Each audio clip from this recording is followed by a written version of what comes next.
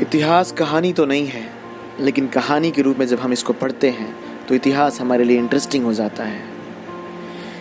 एक तरफ गांधी चंपारण और अहमदाबाद और खेड़ा आंदोलन के द्वारा इंडियन नेशनल मूवमेंट में पॉपुलर हो चुके थे और भारतीयों को ये लगने लगा था कि गांधी की लीडरशिप में भारतीयों को स्वतंत्रता मिलेगी। तो दूसरी तरफ उसी समय 1919 में अंग्रेज सरकार एक काला कानून लेकर आती है जिसे हम रॉलेट एक्ट के नाम से जानते हैं। इस एक्ट का पूरा नाम था the anarchical and revolutionary crimes act of 1919। इसे 21 मार्च 1919 को पास किया गया। इसे सर सिडनी रॉलेट की अध्यक्षता में पास किया गया था। इसके तहत यह प्रावधान था कि अगर कोई व्यक्ति अंग्रेजी सरकार के डाउट पे आ जाता है तो उसे गिरफ्तार किया जा सकता था और उसके ऊपर कोई ट्रायल नहीं चलाया जाएगा। इसका सीधा सीधा मतलब था कि no appeal, no argument and no lawyer. ना अपील, ना दलील, ना वकील। मतलब अगर कोई व्यक्ति अपने घर में रह रहा था और उस अंग्रेज सरकार को ये लगता था कि यह आगे चल करके अंग्रेजी हुकूमत के खिलाफ विद्रोह कर सकता है तो वह अंग्रेज सरकार इसको गिरफ्तार कर सकती थी।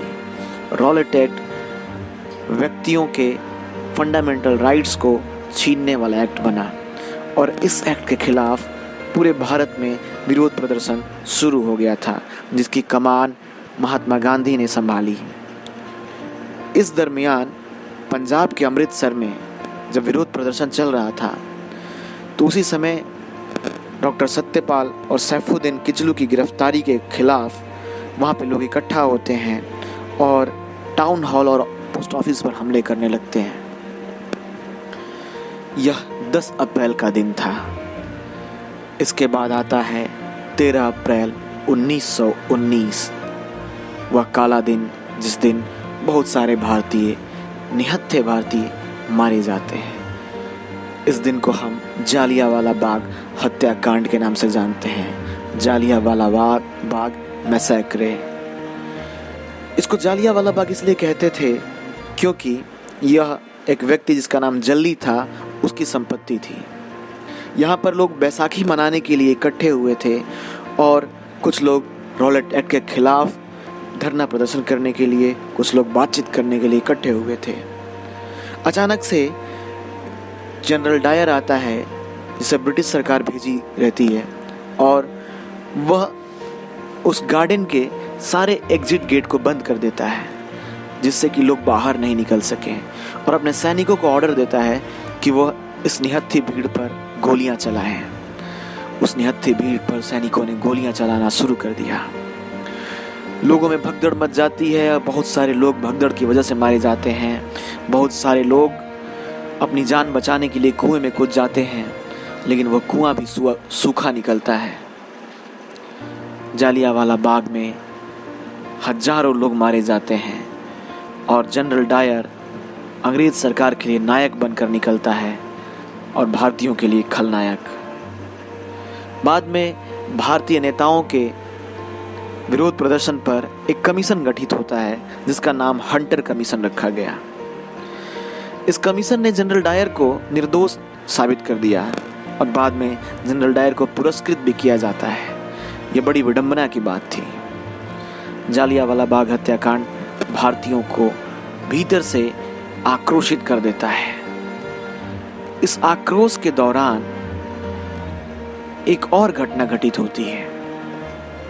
इधर मुसलमानों को ये लगने लगता है कि अंग्रेज सरकार अपना वादा पूरा नहीं करेगी। कौन सा वादा? वो वादा जो अंग्रेज सरकार फर्स्ट वर्ल्ड वार के स्टार्टिंग में मुसलमानों से करती है कि आप लोग हमारा सपोर्ट करिए और अगर हम वर्ल्ड वार में विनर बन के निकलते हैं तो हम ओटोमान टर्की से खलीफा का पद खत्म नहीं करेंगे। अब नया क्वेश्चन ये उठता है कि खलीफा कौन होते थे? तो खलीफा मुस्लिम वर्ल्ड के स्पिरिचुअल हेड हुआ करते थे जिसका दुनिया के सारे मुसलमान आदर करते थे।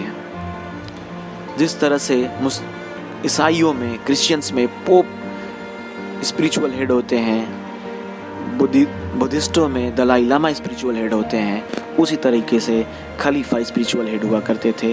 इस खलीफा एक पद था जिसके द्वारा मुस्लिम रिलीजियस वर्ल्ड गवर्न हुआ करता था।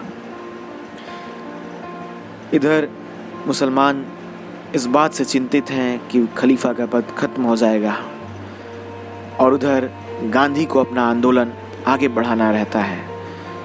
उनको एक मौका मिल जाता है, वो मुसलमानों से कहते हैं कि चलो हम मिलकर खिलाफत आंदोलन में शामिल होंगे। खिलाफत आंदोलन के लीडर बन जाते हैं मोहम्मद अली, शौकत अली और महात्मा गांधी। हालांकि खिलाफत आंदोलन बाद में असफल हो जाता है, क्योंकि ओटोमान टर्की खुद ही खलीफा के पद को ख़त्म कर देता है। लेकिन इससे एक चीज़ अच्छी निकल कर आती है कि हिंदुओं और मुसलमानों में एकता स्थापित हो जाती है, और गांधी को इंडियन नेशनल मूवमेंट के लिए मास मोबिलाइजेशन करने के लिए लोग मिल जाते हैं। गांधी यहाँ पे एक अच्छे राजनीतिज्ञ और एक अच्छे लीडर के रूप में उभरते हैं, और आगे चल कर के वो एक बहुत ही बड़ा आंदोलन स्टार्ट करते हैं जिसका नाम नॉन कोऑपरेशन आंदोलन होता है। और इस आंदोलन के बारे में हम जानेंगे विस्तार से अपने अगले वीडियो।